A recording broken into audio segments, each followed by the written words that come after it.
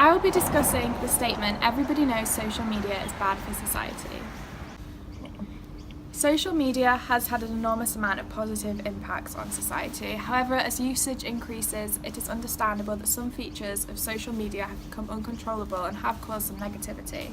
There are endless reasons as to how harmful social media can be for society. First of all, I agree with the publication The Conversation's research suggesting that social media is more like chocolate than cigarettes, depending on how you use it. This includes an increase in exploitation. According to the BBC, 3 billion people use social media sites, which is 40% of the world's population, and they use it on average of 2 hours a day. This leaves an opportunity for a large mass of data collection. The most recent and profound scandal is involving the most popular social networking site, which is Facebook. It also involves the British firm Cambridge Analytica. They harvested 50 million Facebook profiles in order to manipulate the election campaign for Donald Trump. With so many people using social media sites and so many overlooking privacy settings, it is possible to see a lot of people's private information online. This goes hand in hand with fake news. There was news headlines about the Russian involvement in the US election using social media, where they spread fake news all over people's posts. With 2/3 of American adults relying solely on social media sites as their main news source, according to Reuters, this leaves the opportunity for moral panic and a wide spread of fake news among users. Although social media sites have actually addressed this issue, and it's possible exploitation is going to be put under control for many sites. For example, Facebook have announced a program called a Canadian Election Integrity Initiative to counter the spread of misinformation during the upcoming Canadian election in 2019. One of the most profound reasons against social media is mental health. The Journal of Computers and Human Behaviour found that people are 3 times more likely to get anxiety scrolling through their social media sites. I think that this is quite relatable in a way that you see unrealistic Instagram posts and fitness posts all over the discovery page, and it is kind of hard to escape.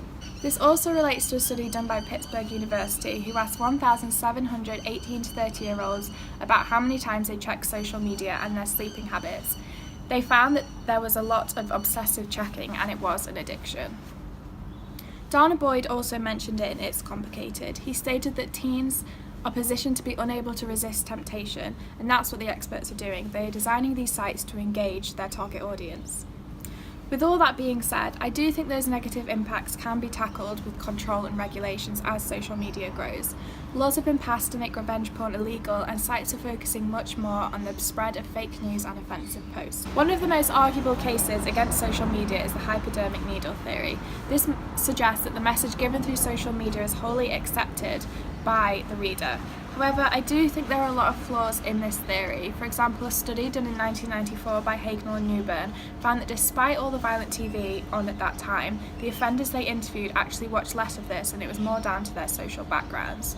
Even though that is quite an old study when social media was not around that much, it is the same concept. Going hand in hand with the media effects logic, I do think is very flawed, as children and adults are getting smarter, and I don't think we can assume everybody will buy a product just because they're told to on a sponsored post, for example. I do think social media has improved society in so many ways. People are able to make connections all across the globe. Different communities and industries are all accessible through social media, and it gives people more of an equal platform.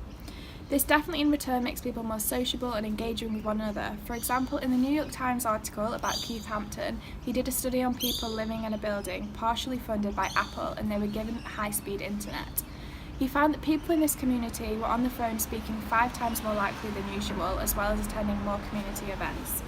In a similar way, aged care experts in 2016 said that social media was helping tackle loneliness and isolation with older people, as they were able to connect with family and friends much easier, which is a global problem. Social media definitely opens up a lot more channels, and not just people you may know. Social media has given people a platform to engage in all different types of industries. For example, for me, the biggest change I've seen is within the media industry. There has been a huge rise in user-generated content, and news are delivered much faster, and we now have a 24-hour news cycle. We are able to reach remote areas and gather more and more evidence through the use of contacting people through social media. For example, in natural disasters, when the Boxing Day tsunami hit, the first evidence of this was videos posted on Twitter by British holidaymakers. I definitely think social media and the digital age has improved society, and the most important thing is the increase in connectivity and being able to reach all corners of society, as long as it is managed correctly.